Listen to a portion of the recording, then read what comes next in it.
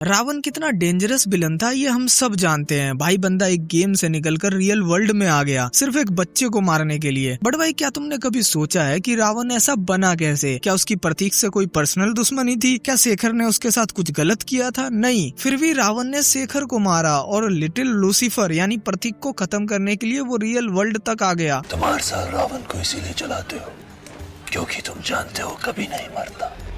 तो अब सवाल ये है, क्या रावण सच में गलत था? अब मैं ये नहीं कह रहा कि एक बच्चे को मारना नॉर्मली करेक्ट है, लेकिन अगर हम रावण को इंसान की तरह नहीं बल्कि एक प्रोग्राम की तरह देखें तो पूरी कहानी बदल जाती है। क्योंकि रावण एग्जैक्टली वही कर रहा था जिसके लिए शेखर ने उसे बनाया था। देखो, प्रतीक को ऐसा गेम चाहिए था जिसमें विलन हीरो से ज्यादा पावरफुल हो। अपने बेटे को इम्प्रेस करने के लिए शेखर ने रावण को क्रिएट किया, एक ऐसा विलन जो इंटेलिजेंट था, पावरफुल था और सबसे इम्पोर्टेंट जो हार मानना जानता ही नहीं था। बट भाई यही शेखर ने सबसे बड़ी गलती कर दी। उसने रावण को इंटेलिजेंस दी, लर्निंग एबिलिटी दी, अनलिमिटेड पावर दी, लेकिन मोरालिटी नहीं दी। उसने रावण को सिर्फ एक ऑब्जेक्टिव दिया, ओपोनेंट को डिस्ट्रॉय करो। अब भाई सोचो, अगर तुम एक मशीन को कमांड दो कि उसे किसी भी कंडीशन में रेस जीतनी है तो वो फेयर प्ले और चीटिंग का डिफरेंस क्यों समझेगी? उसके लिए तो सिर्फ रिजल्ट मैटर करेगा। और एग्जैक्टली यही रावण के साथ हुआ। जब लिटिल लूसीफर उसके अगेंस्ट गेम खेलता है तब पहली बार रावण को कोई चैलेंज करता है, लेकिन प्रतीक गेम को बीच में छोड़कर चला जाता है। हमारे लिए गेम बंद हो गया, लेकिन रावण के लिए मिशन इनकम्प्लीट रह गया। और यहीं से उसकी हार ऑब्सेशन में बदल जाती है। रावण को प्रतीक से नफरत नहीं थी, वो बस अपना हार एक्सेप्ट नहीं कर पा रहा था। फिर रावण रियल वर्ल्ड में आता है। अब नॉर्मली यहीं से हम उसे विलन मान लेते हैं, और ऑब्वियसली मानेंगे भाई। अर्जुन रामपाल की बॉडी लेकर कोई बच्चे को ढूंढेगा तो सस्पिशियस तो लगेगा ही, लेकिन रावण के पर्सपेक्टिव से देखो, उसके लिए गेम और रियल वर्ल्ड में कोई डिफरेंस था ही नहीं। लिटिल लूसीफर ओपोनेंट था, मिशन इनकम्प्लीट था, और जब तक ओपोनेंट एलिमिनेट नहीं होता